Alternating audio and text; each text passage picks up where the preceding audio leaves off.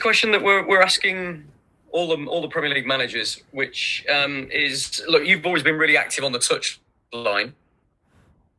Brinks breaks now because certain managers feel that maybe it's an additional chance for a team talk to adjust tactics halfway through each half, maybe turning the game into 4 quarters. How have you found it? Would you like it to stay into next season? No. I think we did it for the fact the lack of preparation for all the teams. Just 2 or 3 weeks, less than 3 weeks to restart the competition. Maybe for the weather conditions, but now maybe start a little bit warmer, but not much. And I think, of course, the reason why it was to talk with our players, yeah, of course. Thank you. I wanted to ask you about the transfer window. Obviously, there's going to be very little time between the end of this season and the start of next, and you've talked about strengthening for next season. You've been heavily linked with Napoli's Kalidou Koulibaly, which I wouldn't expect you to speak directly about. But is it fair to say that a centre-back is high on your priority list in the next window? At the end of the season, like you said perfectly in the question. But yes, a centre-back? At the end of the season, we have still incredible targets to fight, to try to play good, and this is the most important thing. Good man. You've still got the chance of the treble, of course, and I know how much that motivates you and the players after all you achieved last season. You hammered the champions 4-0 and then lost to Southampton. To us on the outside, that would seem strange, but I wonder what you've learned from that. Like it's all the season, we play really good, but really, really good in terms of we wanted to do. The commitment with the players is without a doubt still after 2 or 3 successful seasons unbelievable. But we are in the point that we sometimes make a mistake. You have to avoid it in some games, not all of them, because in some games, so the lack of to score goals to punish us as a team. But in the semi-final against Arsenal and against Madrid, this is the reality of our team this season. So we can play the way we play. Like I don't have doubt that it's going to happen, and we are consistent in the ball boxes. We will have a big chance or opportunity to go through in the final of the FA Cup and in the quarterfinals for the Champions League. But if it's happened, what happened in Southampton and in other games we played this season, like in Tottenham away, like Tottenham at home, like Norwich away, and games like we drop points, we'll be out. And Arsenal will be in the final and Madrid will go through. So this is a reality we have to accept, and hopefully these days we can be lucky to convert what we produce and to defend the less we concede. But I don't have any doubts that the team will be there to compete like we have done all the season. This is my feeling today. Maybe in 1 week I change my feeling, but my feeling today is this one. Good man. Last one from me. Clearly your priorities, you've said yourself, are the 2 cup competitions where you can still win some silverware. But how do you approach the remaining Premier League games and particularly this game against Newcastle? I would say that I was really concerned after the 2 first victories against Arsenal and Burnley. Like we were a step forward to qualify for the Champions League. Still, we are there. We need 4 more points, and I think with 5 games left, we are able to do it. In that terms, I was worried about how will be our behavior or how will be our approach to play, and have been incredible.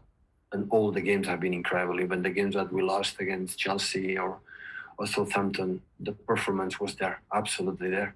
And that has made me feel confident that the team will not be relaxed in the last period of the last games of the Premier League.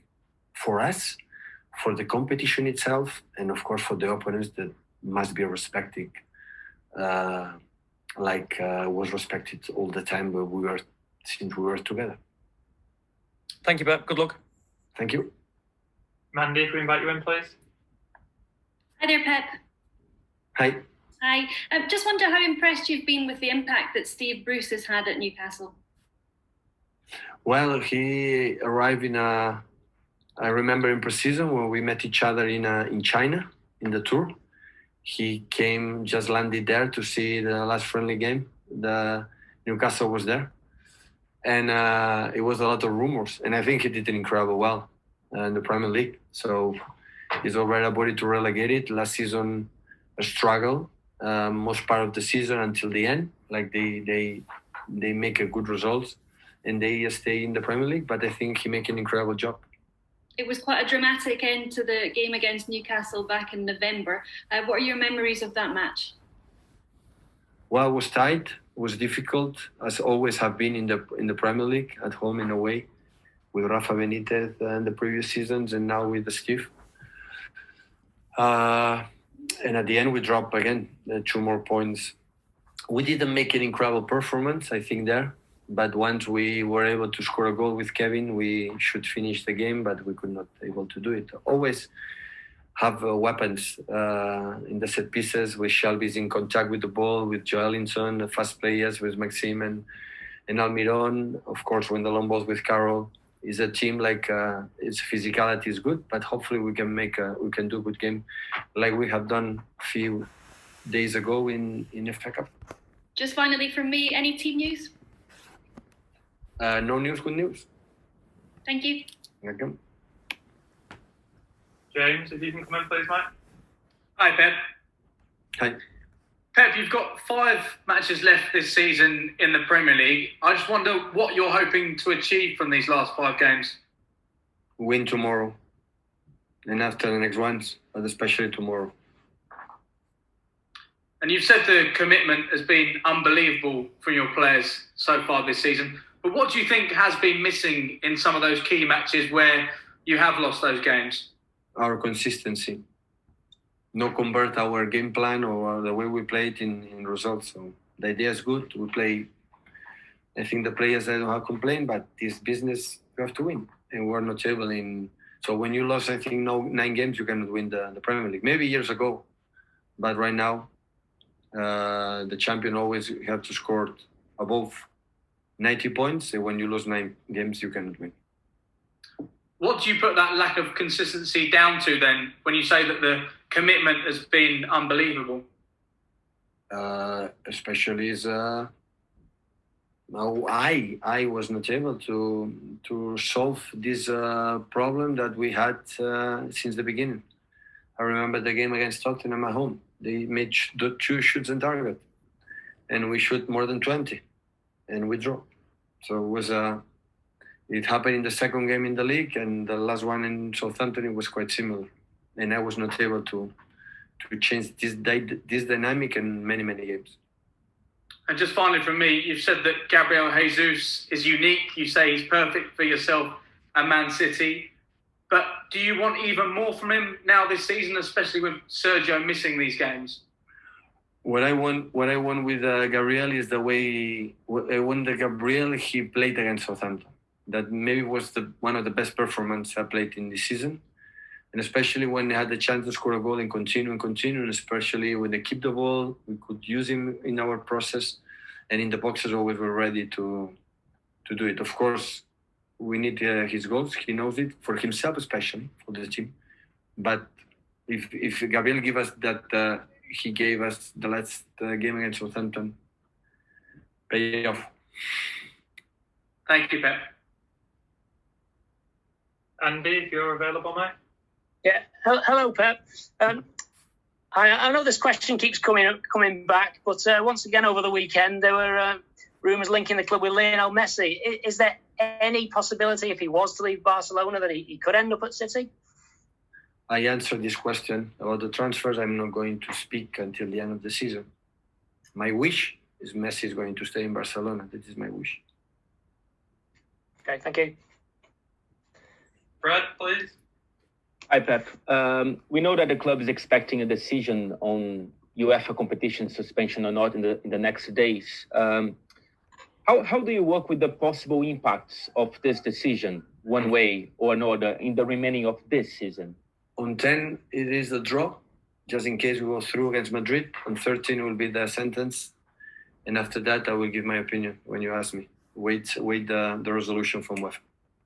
But do you think that the decision can impact on the remaining of this season, the squad mentality and maybe the motivation for the next of the season?